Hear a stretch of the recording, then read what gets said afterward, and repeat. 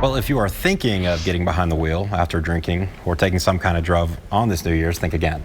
Beginning this evening, there will be extra patrol cars hitting the roads in Tulsa and Creek counties on the lookout for impaired drivers. New at 6, Fox 23's Amy Heibel joins us live downtown. Amy, it sounds relatively straightforward, but how's it work?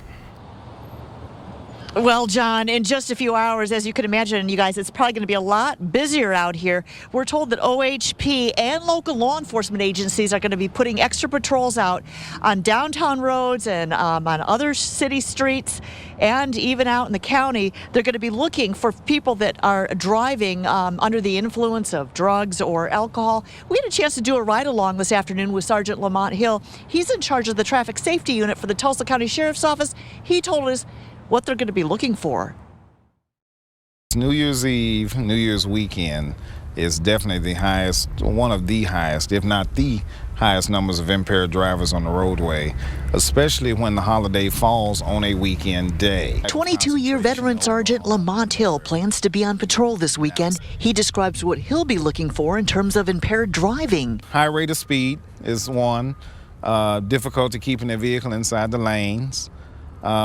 Slow reaction at traffic control devices being stoplights, stop signs. During a ride-along Friday afternoon, Sergeant Hill described his first-hand experience with a drunk driver back when he was a rookie cop. He was so drunk he didn't even know he'd hit me. He didn't even know he'd hit me, and his vehicle was disabled, and I was able to get mine turned around to get him taken into custody. And when he gets to the hospital, you know, he's all busted up. He didn't even know what happened. His advice for those planning on celebrating this weekend: have a plan before you head out. Are you going to have a ride? Are you going to call an Uber? Are you going to have a designated driver with you? Sergeant Hill says patrols will be targeting heavily traveled areas where there are lots of bars, restaurants, and gentlemen's clubs. Out here trying to get drunk drivers off of the roadway. And the best way to do that is to be in areas where there are establishments where they can get alcohol, and then they're consuming, and then they get behind the wheel. In addition to local law enforcement, OHP will also have extra patrols on the roads this weekend. Do you typically at this time of year see an uptick in drunk driving? Yeah, absolutely. You know, people go to holiday parties. They drink when maybe they normally wouldn't drink.